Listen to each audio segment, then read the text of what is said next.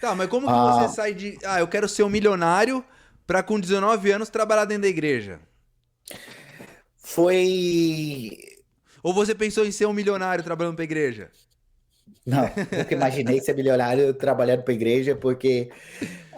E um dos motivos que eu não queria ser missionário, porque eu via como a igreja também tratava os missionários.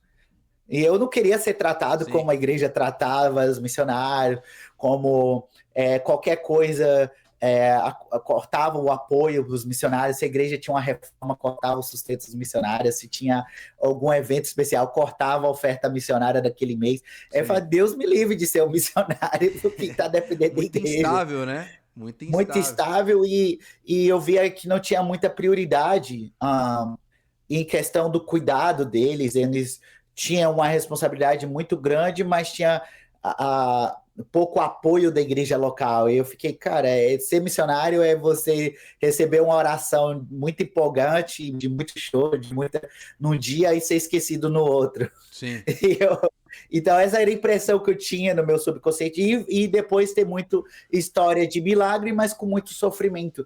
E eu, como eu falei, eu tinha essa teologia, esses medos, mas que foi tudo dissipando quando, aos meus 18 para os 19 anos de idade, eu tive um encontro com Deus no meu quarto, onde eu estava, e essa visitação de Deus, essa experiência sobrenatural, ao qual eu entendi que o Senhor estava me chamando para ser um missionário, para estar servindo dessa maneira.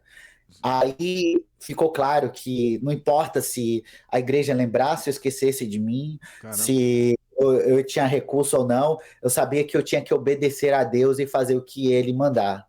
Foi nesse com 19 anos. Como foi esse encontro? Como que você pode explicar um pouquinho como foi assim? Olha, Léo, foi uma experiência meio mística, né? Que alguns podem dizer, meio sobrenatural. Durante aquele dia que eu tive essa experiência, eu senti como o Senhor falando no meu coração, no meu pensamento, que Ele queria conversar comigo.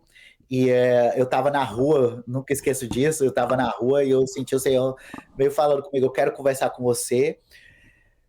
Logo depois eu senti novamente Ele falando, eu quero conversar contigo. Veio Você novamente, eu tava na quero rua. conversar com Onde? Você andando. morava onde nessa época? Eu estava no Ceará, em Fortaleza. Sim. Eu tava trabalhando como professor de inglês e, e aí eu estava andando na rua resolvendo alguma coisa cotidiana e eu senti o Senhor falando no meu coração, quero conversar com você, quero falar contigo. Eu falei, ok, Foi uma depois a voz gente conversa. audível? Foi uma voz audível ou foi o que que foi isso daí? No meu coração, foi Foi- como um pensamento, foi algo. Sim. Porque eu imagino que as pessoas falam, Deus falou no meu coração, é porque é algo que você entende na sua mente, mas você sente também nas suas Sim. emoções, né? Então, é, então senti, não, tá bom, a gente conversa. Eu tava andando na rua, depois a Uau. gente conversa. Senti de novo, eu quero conversar contigo, ainda tava na rua. E aí a terceira vez eu estava dentro da kitnet, né, que eu morava. E aí eu falei, ok, tá bom, Céu, vamos conversar. Eu entendi que você me falou 3 vezes é porque era sério, né? Aham. E aí eu fechei a porta e fechei a janela, fechei tudo, me ajoelhei na beira da cama. E naquele momento eu senti a presença de Deus muito forte no quarto. E era como que aquela presença tomasse todo o ambiente e fosse tão forte que o Sim. temor do Senhor inundou meu coração de uma maneira que eu tinha receio, Léo, de mover a minha mão, mover o dedo e Uau. tocar no Senhor, porque se eu tocasse nele, eu tinha a sensação que ia virar pó, não ia Uau. prestar. E ali, com a presença dele, veio uma convicção dos meus pecados, eu vi a minha vida assim como um filme, as minhas escolhas, Deus como queria elas conversar estavam. com você, mas você estava querendo conversar com Deus naquela época? O que que você estava passando naquela época? Assim, ou não estava acontecendo nada, muita coisa assim? Léo, eu creio que eu estava vivendo um cristianismo meio ateísta. Já ouviu falar desse cristianismo Cristão ateu? ateu? É aquele cristão que diz que acredita em Deus, mas no dia a dia toma suas decisões como se Deus não existisse. Sim. e toma suas decisões sem ouvir Deus, sem perguntar, e acha que Deus não, ele não participa na vida cristã. Ou pode dizer um cristão ateísta ou um cristão deísta, né? Acredita que Deus exista, mas ele não interfere nas relações humanas, ele não interfere Aham. no dia a dia, ele não se Um Deus relaciona. distante. Sim. Então, eu tinha, eu acho que um pouco, estava vivendo esse relacionamento com Deus, meio ateísta, meio deísta, ah, isso me pegou meio de surpresa. E aí eu vi minha vida como um filme, e eu comecei a me chorar, pedir perdão a Deus, e ele mostrou para mim como as minhas escolhas estavam me afetando negativamente. E aí, depois de me arrepender, eu vi como minha vida, os meus sonhos, várias coisas assim, como no telão, assim, é meio difícil de explicar, mas eu dando passos de obediência a Deus e as coisas sendo desencadeadas, tipo, é como se estivesse no cadeado e os cadeados caindo, né? Caramba. E, e, e, e aí, nesse momento dessa experiência tão impactante, tão sobrenatural com Deus, eu fiz uma oração meio perigosa, e eu falei assim, Deus, aonde o Senhor quiser me enviar, eu vou, Senhor. Conte comigo, onde o Senhor quiser me enviar, eis-me aqui. E aí eu tive novamente, eu senti Deus falando no meu coração, eu quero que você vá para Jocum. Pra jogo. Aqueles Eu caras com fiquei aquelas assim, histórias ruins. Aquelas as histórias cabulosas. eu fiquei em choque, Léo, porque eu sei, puxa, tava tão bom meu tempo com Deus, por que ele quer que eu vá para Jocum? Tem nada a ver, será que foi o diabo?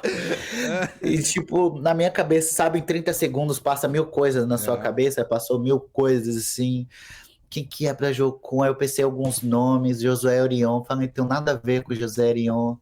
Pensei aí, Ana Paula Valadão, André Valadão também não, eles serviram no Kings Kids da Jocum, depois eu descobri, né, disso, eu falei, não tem nada a ver. Bom, tivemos um problema técnico aqui, voltamos. Então o Murilo tava falando que recebeu, né, de Deus essa orientação para ir para Jocum, né? E Sim. aí você sentiu algo, poxa, eu não acredito. Não foi uma experiência boa. E aí? Então, eu tinha falado que passou na minha cabeça várias coisas, né, e eu pensando que como que eu não tinha nada a ver com o perfil da Jocum. E naquele momento eu ainda estava de joelho, processando tudo, e eu recebo uma ligação do meu pai, e eu me levanto para atender o telefone, e as primeiras palavras que eu entendi que meu pai estava falando, as primeiras palavras não foi boa noite, bom dia, não foi nada, foi, meu filho, por que você não vai para Jocum? Aí eu respondi, pai, o que eu vou fazer na Jocum? Não tem nada a ver com a Jocum. Falei, filho, eu não tô mandando você ir pra Jocum, não. O que você está falando? Eu perguntei se já ouviu falar da Jocum. Eu falei, por quê? Falei, porque teve um missionário da Jocum aqui na igreja e foi uma bênção. Deus usou muito a vida dele. Você já ouviu falar da Jocum? Eu falei, já.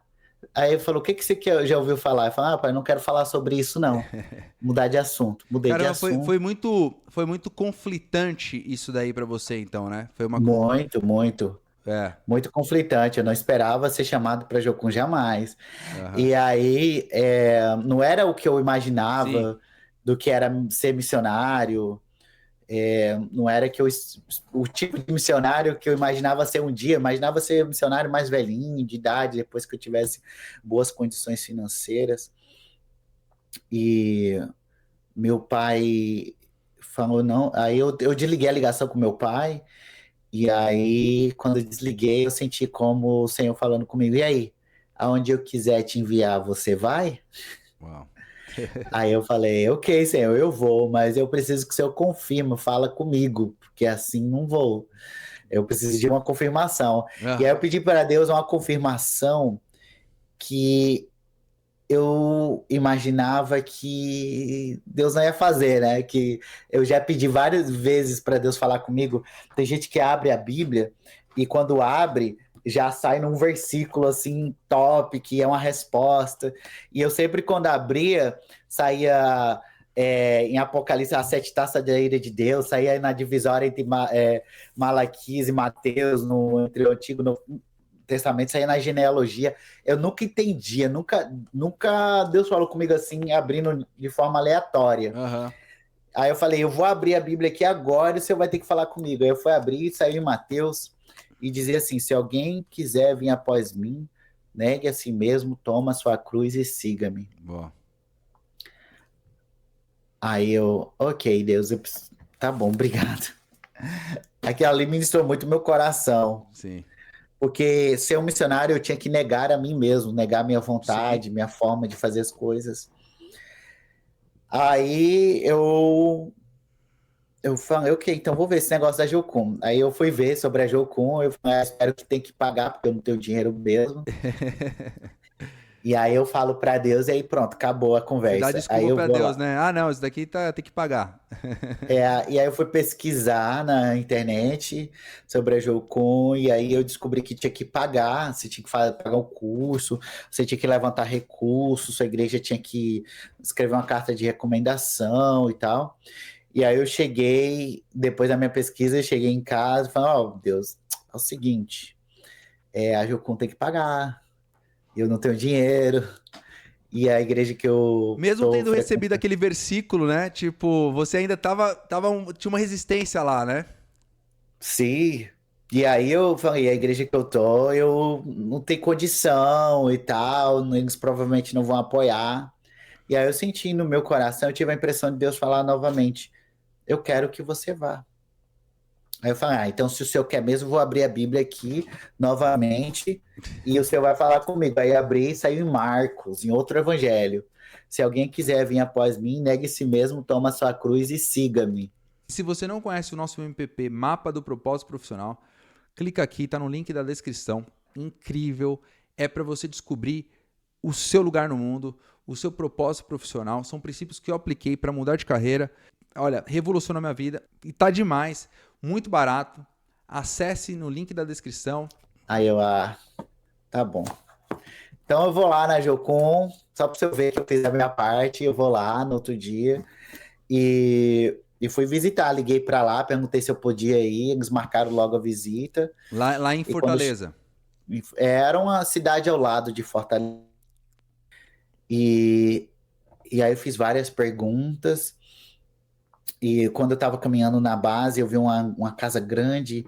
E aí o líder da base, o líder da base não, o que estava me guiando, apresentando a base, ele falou, Murilo, essa casa aqui é a casa do Steve e sua família de 8 pessoas que estão agora nas Filipinas. Sim, Steve era um missionário lá, né? O líder da Aham, base. ele era o líder da base naquela época. Sim. E aí quando ele falou isso, veio no meu coração assim, poxa, se Deus pode prover para esse homem com a família de 6 filhos, de uma família de 8 pessoas, quanto mais ele pode prover para mim. E aí, Caramba. eu era solteiro, né, na época. Sim, sim. Então eu fiz várias perguntas, aí retornando já no ponto de ônibus, eu perguntei, mas e aí a questão de dinheiro, como é que eu vou fazer para pagar? Não tenho condição, minha família não tem condição, a minha igreja não tem condição. E aí Como ele que é falou, importante o Murilo, exemplo, né? Tipo assim, o exemplo de você ver umas coisas bem reais, assim, né? Você, tipo assim, poxa, cara, se Deus cuida de 8 pessoas, né? Esse cara tá sobrevivendo aí, não vai cuidar de mim. Eu acho muito legal quando a gente tem essa oportunidade de ver exemplos na nossa vida, né? Perto, assim, e que isso solidifica muito a crença, né? Que é uma mensagem muito mais poderosa do que a própria fala, né? sim, Aquela, Deus vai prover, né? Você pode ler 50 salmas de provisão, mas quando você vê uma coisa assim, é outro nível, né? Tipo, exatamente, coragem é a nossa fé, né? é. E aí eu fiz a pergunta para ele, a minha última pergunta, e o dinheiro, né? Como eu tinha falado, como é que eu vou fazer? Não tenho condição. Aí ele falou para mim, eu nunca esqueço, Murilo, o dinheiro para Deus é tão simples. Pra quem é essa pessoa que você falou? Pediu. Ele se era um obreiro lá na base, que foi o Aham. líder da minha escola de treinamento lá na Jocum. E aí ele falou assim, dinheiro para Deus é tão simples que ele pode deixar isso por último. Primeiro, ele quer saber se você está disposto a obedecer mesmo sem dinheiro. Uau. E esse é um passo de obediência radical. E aí que ali pelo meu coração, voltei, né? Peguei a estrada de volta para onde eu estava e eu Dinheiro é tão pensando sobre... simples que ele pode deixar isso por último. Isso é bom. Primeiro, Deus quer saber se você está disposto a obedecer mesmo sem dinheiro. Bom. E aquilo ali para mim foi base, né? Para tudo que eu fiz pro resto da minha vida. Sim. Voltei para casa e eu conversei com Deus. Sim. Eu falei, Deus, é o seguinte, eu não tenho condição, eu não sei se eu tenho que pagar, eu já falei com eles falaram que eles poderiam me receber, mas Sim. é contigo. Eu preciso de mais uma confirmação que é o Senhor. E aí eu fui abrir a Bíblia mais uma vez e saiu em Lucas, em outro evangelho. Parece que estava um marca-texto na minha Bíblia, mas não tinha. Se alguém quiser vir após mim, negue a si mesmo, tome a sua cruz e siga-me. E aí eu falei, ok, Deus, é o seguinte, eu vou em qualquer lugar que o Senhor me enviar, mas seja onde for. Mas eu não quero ser um missionário calça frouxa, não quero ficar chorando, não quero ficar contando história de terror para as pessoas contribuírem, eu não quero ficar apelando, não. Eu quero ir aonde o Senhor me enviar, eu vou a qualquer lugar, mas desde que o Senhor pague a minha conta. Sim. E eu entendi naquele momento, o Senhor falando no meu coração, eu pago a sua conta. Uau. E ali, eu falei, então tá bom, então eu vou a qualquer lugar. Então, já faz 18 anos que eu estou tempo integral no ministério. Depois desse ok, né, esse acordo com Deus aí, a confirmação, um mês depois eu já estava na Jocum fazendo treinamento. 4 meses depois eu estava na Nicarágua, no lixão da Nicarágua, depois fui para servir no orfanato na Guatemala, e aí outros meses depois também fui enviado para a China, e aí hoje 18 anos. E como foi essa questão financeira para você?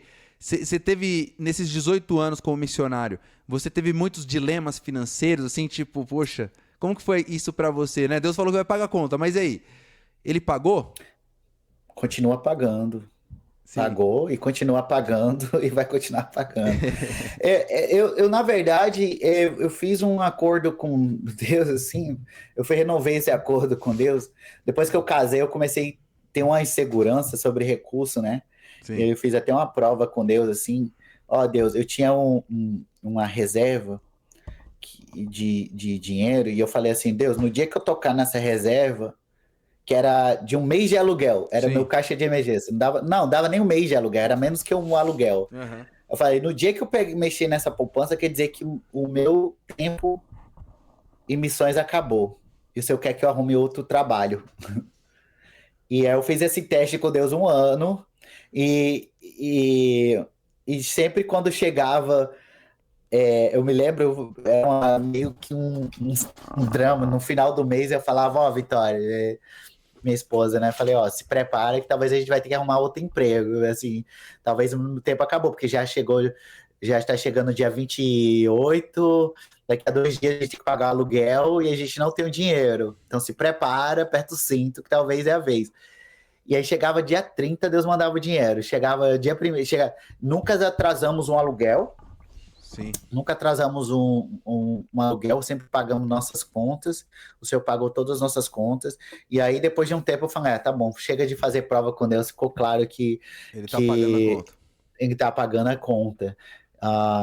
Então, é 18 anos que eu tô em missões, o Senhor me levou 43 nações, e todas as contas estão pagas, e é tudo graça e misericórdia dele, e ele honrando a promessa que ele fez de que ele iria pagar a conta. Sim. E a forma que ele tem pago é enviando pessoas, tocando no coração de pessoas para contribuir, pessoas lembrando da gente. Tive várias experiências de gente que eu não conhecia, senti de Deus de mandar uma oferta, ou gente que conhecia ou não, e Sim. O Senhor tem provido de maneiras assim diferentes, na forma que convém a ele, né, fazer, para também encorajar-nos a nossa fé. Sim.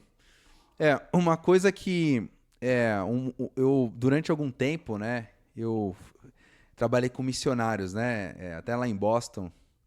E é engraçado, eu trabalhei na parte de missões da igreja,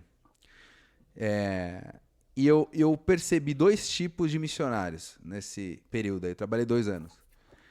E, e tem missionário que é o seguinte: o missionário ele não dá report, não dá, não explica o que está fazendo. Tem missionário que anos passa sem passar, né, meses, você não sabe o que está fazendo, né? Uhum. E às vezes espera, ainda, né, fica até triste porque a igreja não tá, Uhum. ou cortou, né, o sustento. Lógico, eu não sou totalmente contra cortar sustento do nada, assim, né, sem dar um aviso prévio. Sou muito contra isso. Mas e eu vi os missionários que não diligentes, né, pessoas que dão Uhum. um report, pessoas que trazem, são muito confiáveis. Você sabe que está administrando bem o dinheiro. E o Murilo é uma dessas pessoas, né? O Murilo fazendo uma propaganda do meu amigo aqui, não é porque é meu amigo, não, mas é porque eu vejo que tem um aspecto espiritual, que Deus prometeu algo para ele de pagar a conta, mas eu vejo que também ele aprendeu eu acho que Deus ensinou coisas para ele, a ser missionário, ensinou a ele ser bem diligente com o dinheiro, né? Então é uma pessoa altamente confiável, manda reporte, às vezes tem que ter. Às vezes nem vejo os reportes do Murilo, porque ele manda, né, sempre. Então, eu acho que isso faz muita diferença, né? Mas faz muita diferença quando você também tem um missionário que aprende a ser diligente com o dinheiro. Isso acaba sendo transmitindo para quem ajuda os missionários, né? Obrigado, Léo. Sinto honrado por esse feedback. Eu recebo como um elogio. Você já comentou antes, e isso me lembra sempre sobre a importância de ter uma boa comunicação. Ah, e eu procuro sempre manter informados os nossos parceiros. E uma grande luta que nós sofremos interna nos missionários é que a gente está levantando recursos, compartilhando sobre os desafios do campo, não é para que a gente precisa de recursos do povo de Deus. O nosso mantenedor não é a igreja e não é as pessoas da igreja. Nosso mantenedor é Deus. Mas Deus, que é o mantenedor da obra, ele quer que pessoas participem dessa obra. E a gente comunica, agora eu tô falando algo, talvez até pareça uma aula para missionários, né? Mas a gente comunica sobre o trabalho missionário não na expectativa que as pessoas contribuam, mas nas expectativas que elas saibam das oportunidades que Deus está oferecendo para que elas participem do reino dele em lugares que elas não iriam participar se não fosse através daquele trabalho missionário, através daquele missionário. Sim. Então, a gente cria essa ponte da que a pessoa esteja envolvida. E a gente precisa entender isso, às vezes. Eu preciso lembrar disso também, às vezes. E essa é a forma que a gente procura caminhar, de que quando a gente comunica sobre o nosso trabalho missionário, é para que uma forma de abençoar o povo de Deus, de dar oportunidades que eles tenham a alegria de contribuir. Contribuir não é um fardo, contribuir é uma alegria, é um privilégio que Deus nos dá, porque se não fosse Deus nos dando a semente, a gente não ia ter esse privilégio. E se Deus também não desse a informação de coisas interessantes que Ele está fazendo ao redor do mundo, que Ele quer que nós participemos, também não teríamos o privilégio. Então, é por esse motivo que nós compartilhamos e que deve ser a motivação, né, de todo missionário,